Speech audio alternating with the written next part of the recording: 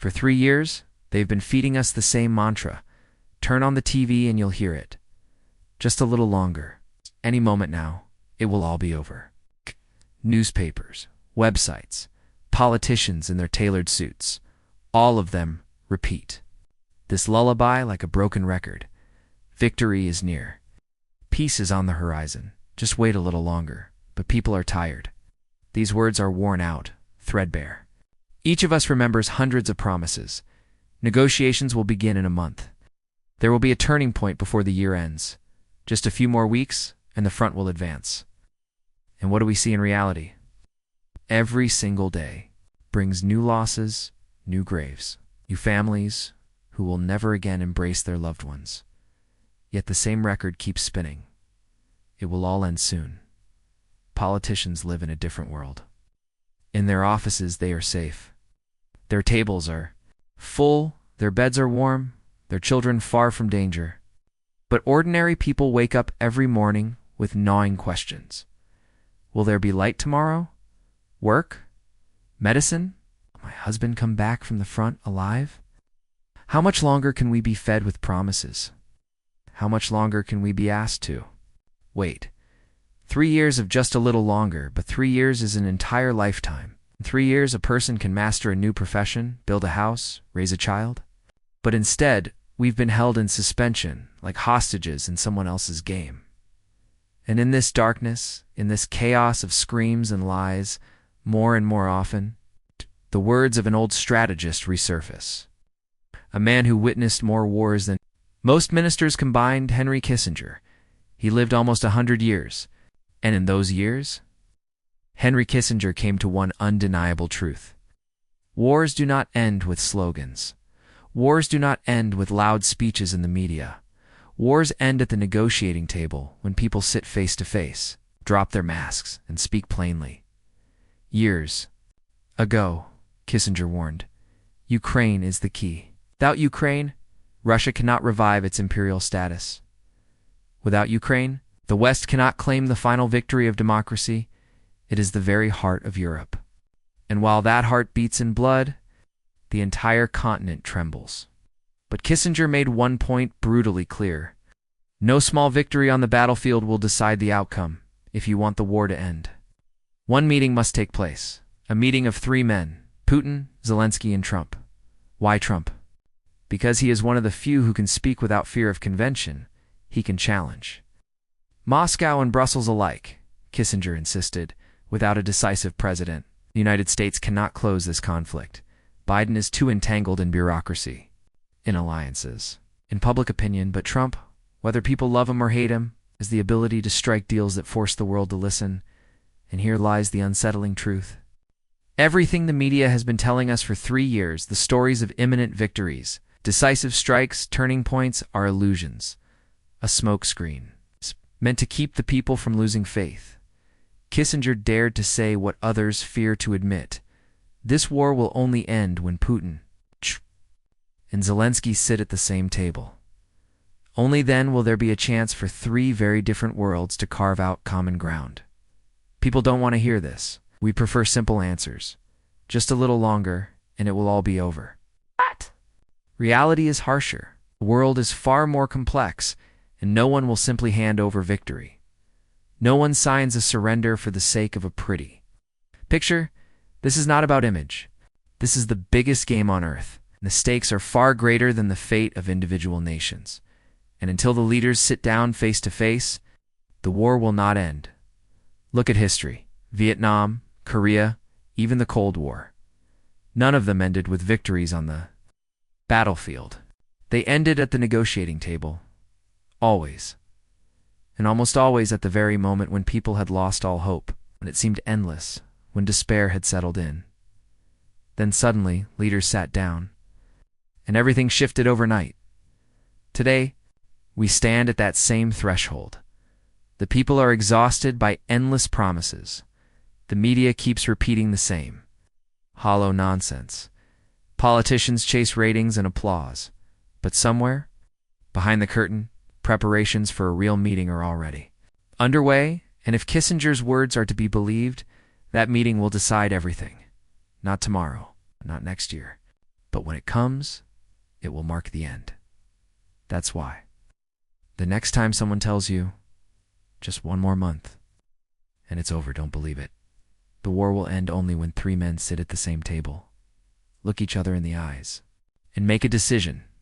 Putin, Zelensky, Trump. Until that day, every speech, every promise, every headline is nothing but empty air. If the first truth is that we are tired of endless promises, then the second truth is this. Kissinger understood something most refused to accept. He insisted not ministers, not second-rate diplomats, not commissions of lawyers. No, only Putin, Zelensky, and Trump. Only them in one room. Kissinger always had a ruthless ability to see the essence, where others saw only noise. Even back in the 1970s, he said it openly. The fate of the world is not decided by parliaments. It is decided by personal agreements between leaders, and the terrifying part. He was right. That's how the Cold War shifted. That's how China opened its doors. That's how the Soviet Union was restrained. And that's how this war will end. History shows us a harsh truth. It is never the masses who hold the key, but a handful of figures in whose hands power is concentrated. Now Ukraine. For years, the media has repeated the same refrain. The generals will decide. The defense ministers will decide. Negotiation teams will decide. But the truth? All of it is a facade. Ministers can fly to each other 12 times, raise glasses to peace, smile for the cameras, and yet nothing changes. Generals can draw maps, promise new offensives, issue grand speeches, and still, the war drags on. Kissinger said it without hesitation. Only a meeting of top leaders can break the script of war. Why exactly these 3? Putin. Love him or hate him, the war does not end without him. He's both symbol and key. Everyone knows, as long as he holds power, as long as he commands his army, no one else can sign the papers or give the final order. To think Russia will simply surrender on its own is nothing but fantasy. Lensky. For Ukraine. He is not just the president. He is the face of the nation, its voice, its symbol of resistance. Behind him stand the people, the parliament, the allies. But to the world, he alone embodies Ukraine's defiance. Any deal without his signature will be rejected outright by the Ukrainian people. Trump. And here lies the most intriguing piece. Kissinger emphasized, the United States plays the decisive role, but the current administration cannot make a bold move. Biden is shackled by Congress, by parties, by allies. His hands are tied. Trump is different. He can disregard the rules. He can say what others fear to speak aloud, whether half the planet despises him or not. He has the ability to make the world listen. Kissinger saw in Trump the one figure capable of dragging negotiations out of the swamp, the man who could slam debate, his fist on the table and declare, enough. We're making a deal here and now. And that is precisely what frightens so many, because if such a meeting takes place, there will be no clean victory. It will be compromise, bitter, painful, heavy. Some will rise and shout, this is betrayal, but Kissinger reminded us, there is no other path. Real peace agreements are never beautiful. They don't look like the movies, where one side kneels in surrender and the other celebrates in triumph. Reality is different. Everyone walks away dissatisfied. Everyone gives something up, and it is in that sacrifice, that bitter compromise, that peace is born. Why does this sound so believable? Because history proves it. Think back to Yalta, 1945.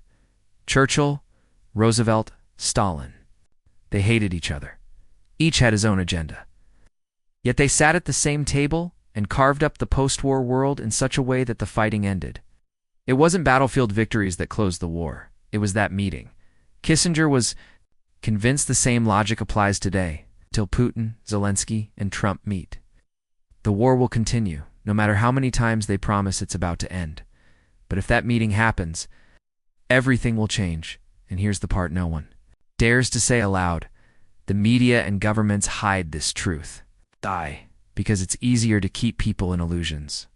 Easier to say just one more month, it's over, than to admit, we are waiting for three men you despise to sit down together and decide your fate. The people will never accept it easily, but Kissinger said it aloud, lived it. Long life, had nothing left to fear, and he spoke the truth plainly. Only this conversation can bring the end. And so today the question is not, when will victory come? The real question is, when will the meeting happen? The moment. It does. Everything will change in an instant. But let's be honest. What do we actually know about real negotiations? We're shown staged images, politicians shaking hands, smiling, exchanging empty words about peace and cooperation. But we are not naive. Behind closed doors, it's nothing like that. No cameras, no journalists, no lofty speeches, only bargaining. Hard, cold, ruthless bargaining. And that bargaining decides how millions of ordinary people will live.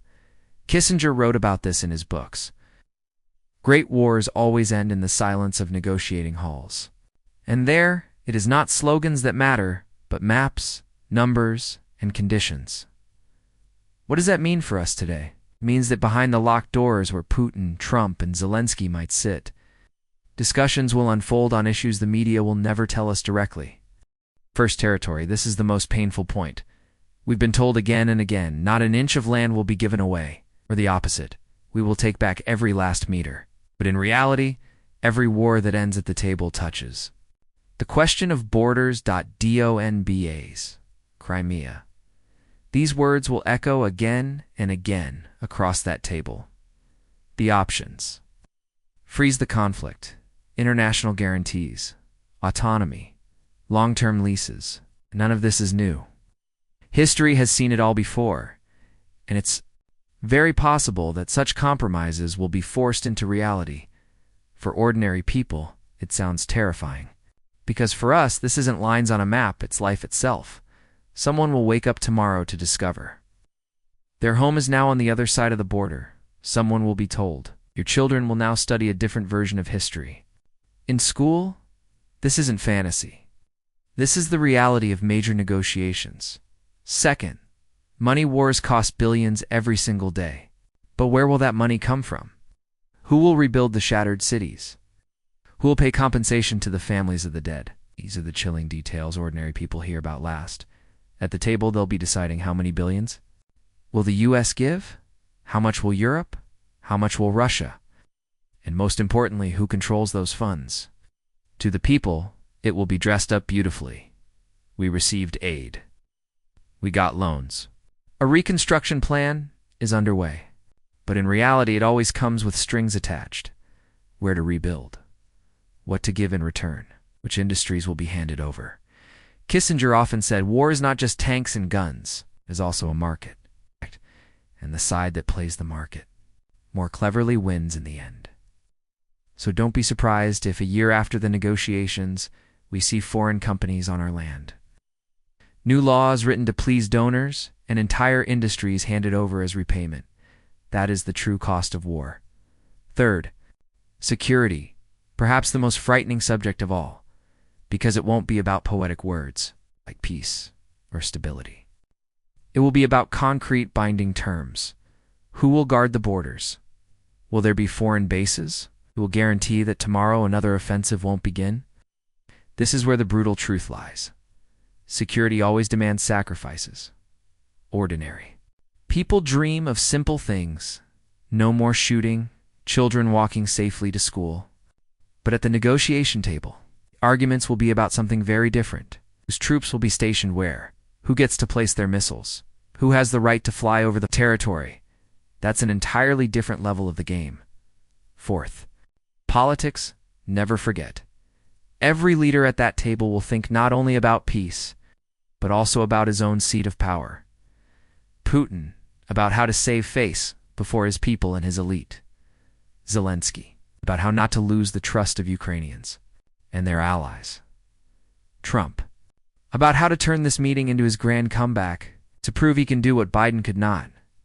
In the end, these negotiations won't just be about Ukraine.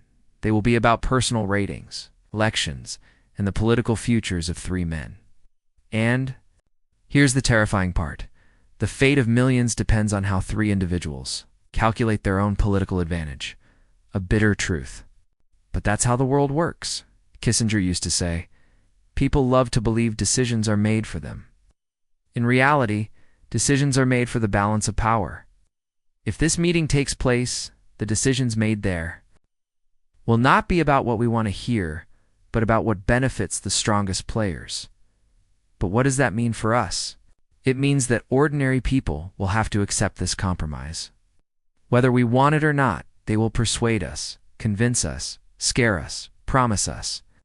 The media will publish hundreds of articles about a great victory or a just peace.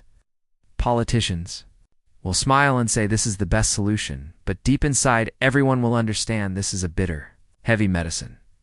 And here lies the essence of Kissinger's prediction. He was not speaking like a politician who needs to be liked. He spoke as an analyst who had seen dozens of such scenarios. There is no sweet hope in his words. There is only one truth. The war will end only with a meeting. And at that meeting, agreements will be made that will make many people's hair stand on end. But you know what matters most? He always added, better a bitter peace than an endless war. Because while politicians feed us fairy tales about an imminent victory, people are dying every single day. And if the price of peace is a painful compromise, then that is reality, people. Say better a bad peace than a good war. And Kissinger, who lived almost a century, confirmed this with his analysis. The meeting of Putin, Trump, and Zelensky is not a beautiful fairy tale, but a real chance. The last chance. So let's suppose the meeting happened. Putin, Zelensky, and Trump did indeed sit at the same table. Camera showed it. Journalists spread the news around the world. The first headlines will be loud. Historic agreement. The war is over. Peace achieved. And the people, exhausted by blood and promises, will first breathe a sigh of relief. Us. People will go out into the streets. Some will cry with joy. Others will not believe it until the very end. But what happens next? Kissinger always emphasized. Peace after war is never what people imagined it to be. It is not ideal. It is unjust. It is always crooked and bitter. And only years later do we begin to understand that it was the only possible option. There will be no first-round winners. Not a single side will be able to honestly say, we won. Russia will gain some concessions, but not what it wanted. Ukraine will receive guarantees, but not in the volume it dreamed of. The United States and Europe will declare their role as leaders, but deep inside, they will feel the bitter taste of compromise. This is the reality. Everyone will leave the negotiations dissatisfied, but at the same time, the war will end. Kissinger said, the best peace is the one that none of the sides likes, and that applies perfectly to our situation. Second, political consequences. For Putin, it will be a test. He will need to explain to his people that he did not lose anything. Propaganda will sing of a great victory, that national interests were defended. But behind closed doors, many will whisper, was it worth so many sacrifices for this? Perhaps after such a meeting, quiet changes within the Russian elite will begin. For Zelensky, this will be the moment of truth. The people will split. Some will say, glory to you for stopping the war. Others will shout, you betrayed the country. You will have to withstand the blow, because any compromise always provokes hatred. But Kissinger was sure, without such a step, Ukraine risks losing its future altogether. For Trump, this will be a trump card. You'll be able to say, I did what Biden could not. I stopped the war. And for Americans, tired of endless spending on foreign conflicts, this will sound powerful. Loud, crude, but effective in his style. Third, public expectations versus reality. This is the most interesting part. People will expect miracles. They will expect that tomorrow, everything will change. Factories will reopen. Husbands will return. Prices will fall. Problems will vanish. But peace after war is always a long and painful process. Cities are destroyed. The economy is in ruins. Millions of families are without breadwinners. And suddenly, it will turn out that peace does not bring instant happiness. This is where the hardest part begins. The people will be disappointed. There will be protests, accusations, shouting, "We were deceived." And this too was predicted by Kissinger. After every great compromise comes a period of disappointment, because war was clear. Here is the enemy, here is the friend. But peace is always a gray zone, where it is no longer clear who is right and who is guilty. Fourth, the economy and money. After the meeting, a massive conversation about money will begin. Aid, loans, investments. For some, it will be an opportunity to build business. For others, a reason to grumble. Everything was sold out. But objectively, without this money, the country simply will not be able to rise. And it is precisely at this stage that people will realize peace is not only the absence of shooting, but also a new dependence on external players. For Ukraine, this will mean loans and aid from the West. For Russia, the lifting of some sanctions, but under harsh conditions for the United States, new contracts, new markets.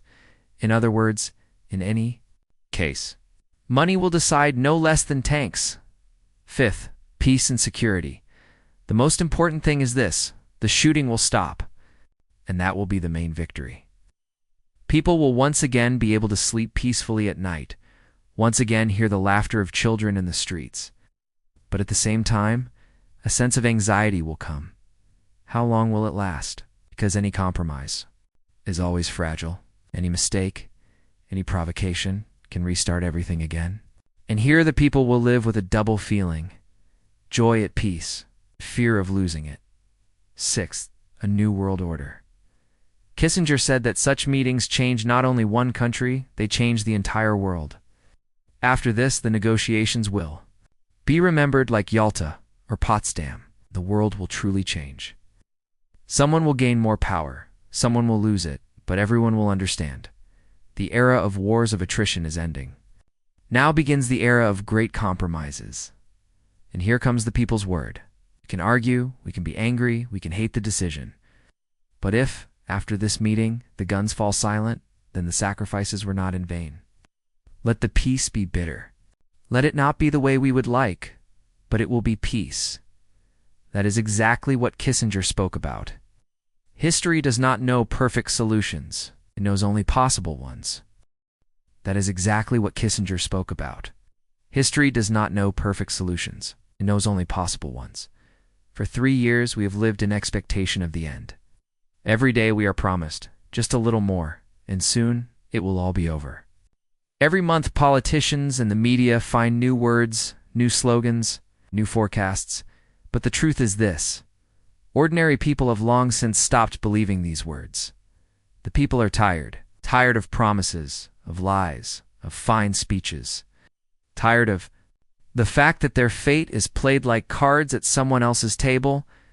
And here appears the old analyst, Henry Kissinger, a man who saw more wars than we could imagine, a man who spoke with presidents and dictators, negotiated with China, conversed with the Soviet Union, participated in dozens of secret talks, and he speaks a simple but frightening truth. The war will end only when Putin, Zelensky, and Trump sit at the same table. These are not beautiful words for headlines. This is cold analysis. Because in the world of politics, there is one cruel truth. It is not armies, not ministers, not international organizations who decide, but a few figures in whose hands all the power is concentrated. Whether we like it or not, that is how the world is arranged. So what will happen if this meeting takes place? There will be a compromise, bitter, painful, unpleasant. A compromise so heavy that the people will say, "And for this, we suffered so much." But it will be precisely this compromise that stops the bloodshed. Kissinger always repeated, "Real peace is born when everyone leaves the negotiating table dissatisfied." Because if one side is too pleased, it means the other side lost too much. That means the negotiations will divide territory. Donbass, Crimea, the future of borders. All of this will be discussed. They will divide money. Who will give how much for reconstruction? What conditions the creditors will impose? They will speak of security. Who will station troops? Where bases will be placed? What guarantees the countries will receive? And the hardest part, they will think not only about peace, but also about their own seats, their ratings, their elections. For Putin, this will be a chance to show his people, I saved face. For Zelensky, a chance to say, I stopped the war. For Trump, a demonstration. I did what Biden could not. And for the people, simply a hope. Let the shooting stop. But here lies the main question. Will this be the real end of the war? Here is where doubt arises. History teaches us. Any meeting can be both an end and the beginning of a new struggle. Yalta in 1945 divided the world, but did not bring eternal peace. The Cold War began. The negotiations in Vietnam stopped the slaughter. The country nursed its wounds for decades. Any compromise is only a pause, a chance to build something new. So whether it succeeds depends on the future. Kissinger did not promise fairy tales. He spoke plainly. Peace will be fragile, but better fragile peace than endless war. Better that people laugh again in the streets, better that mothers see their children. Better that the elderly live their years in peace than every day new funerals and new destruction. We, ordinary people, want simple things, that no one shoots, that tomorrow we can go to the market, not fear explosions, that children study their lessons and do not hide in basements, that husbands and sons return home and do not lie in the ground. We do not ask for much, yet somehow this is the hardest thing for those above. For 3 years we were promised the end of the war. We were told, just a little longer. We were shown charts, maps, forecasts. But all of this turned out to be empty words. And only one old man, Kissinger, said the truth no one wants to hear. The war will not end tomorrow, nor in a month. It will end only when 3 men gather in one hall and decide the fate of millions. And now the question is for each of us, do we believe that this meeting will take place? Do we believe that politicians will give up their ambitions and finally think of the people and not of their ratings? Or will it be another deception, another show for the cameras? The truth is simple. We do not know. But we do know one thing. Without this meeting, there will be no end. Everything else is empty promises. Therefore today, each of us must ask, are we ready for a bitter peace so that tomorrow we no longer bury our loved ones? Are we ready to accept a compromise so that at least our children can live in peace? Are we ready to believe that even the heaviest conversation can become the beginning of a new era? Kissinger gave his prediction. He did not speak for glory. He spoke as a man who saw empires collapse, wars extinguished, the world divided by maps and agreements. His words are simple. This meeting may end the war.